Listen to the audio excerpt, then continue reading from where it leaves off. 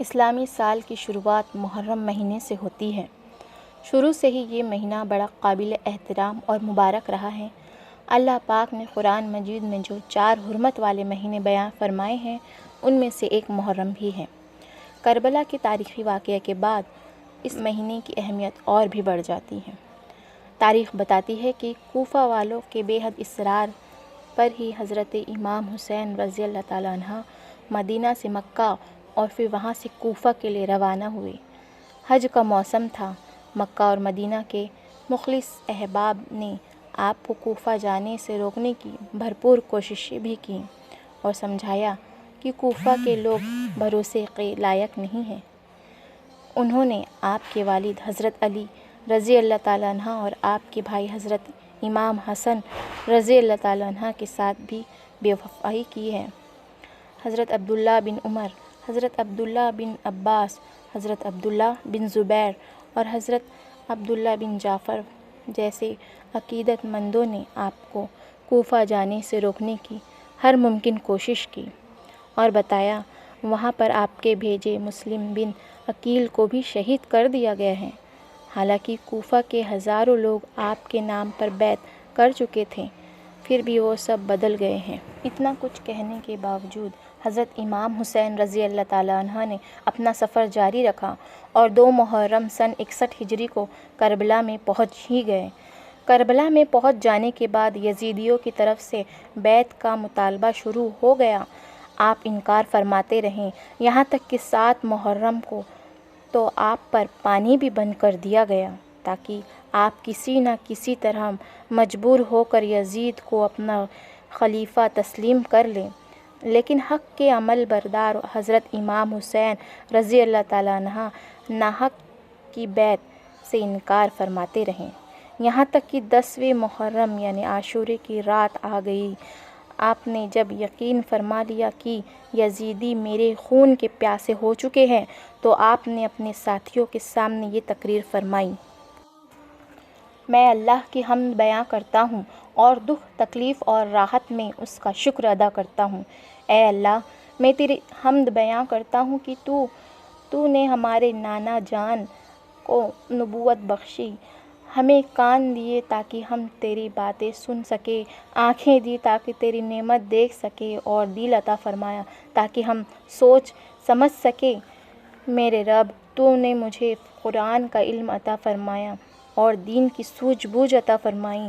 تو مجھے اپنی فرما بردار شکر گزار بندوں میں شامل فرما۔ میں نے اپنے ساتھیوں سے زیادہ وفادار ساتھی کہیں نہیں دیکھے اور اپنے اہل بیت سے بہتر گھرانہ کوئی اور نہیں دیکھا۔ اے اللہ، ان سب کو بہترین بدلہ عطا فرما۔ پھر اپنے ساتھیوں کی طرف نظر ڈالتے ہوئے فرمایا: تم نے ہم سے نیکی کا برتاؤ کیا، ہماری مدد کی۔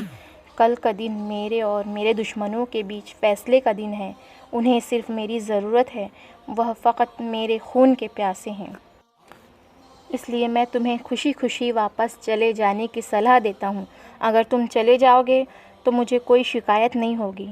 رات ہو چکی ہے، اندھیرے کا فائدہ اٹھاتے ہوئے جدھر جانا چاہو جا سکتے ہو، اپنے آپ کو مصیبت میں نہ ڈالو۔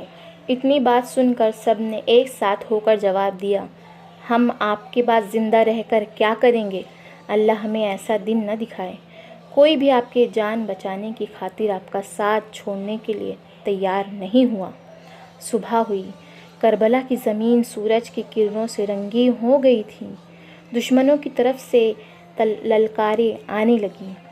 آپ نے اپنے گھر والوں سے اور ساتھیوں سے صبر اور شکر کی تلقین فرمائی اور میدان میں دشمنوں کے سامنے پہنچ کر ایک دل دہلا دینے والا خطبہ فرمایا۔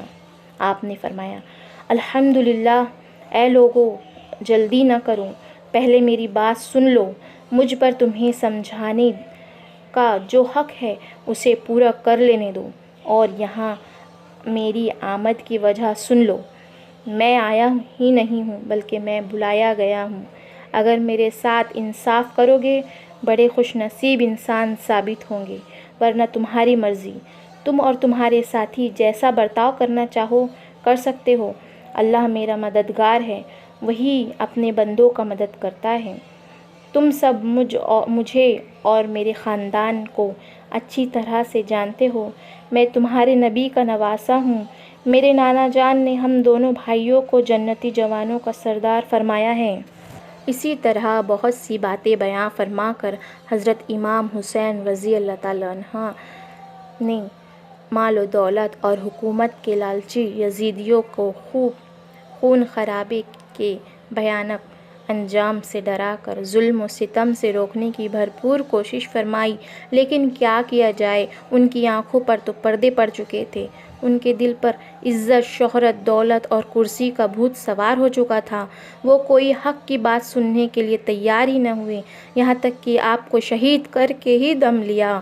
خاندان نبوت کی پاک عورتوں کی بے حرمتی کی بیماروں پر ترس نہ کھایا اور یزید کی طلب برداری کرتے ہوئے اپنی دنیا بنانے کے چکر میں اپنی آخرت تباہ کر کے جہنم کا سودا کر لیا۔ اس لیے آج تک ہر حق پسند ان حسینیوں کو خراج عقیدت پیش کرتا ہے اور یزید مردود اور اس کے طرفداروں پر لعنت بھیج کر اپنے غم اور غصے کا اظہار کرتا ہے۔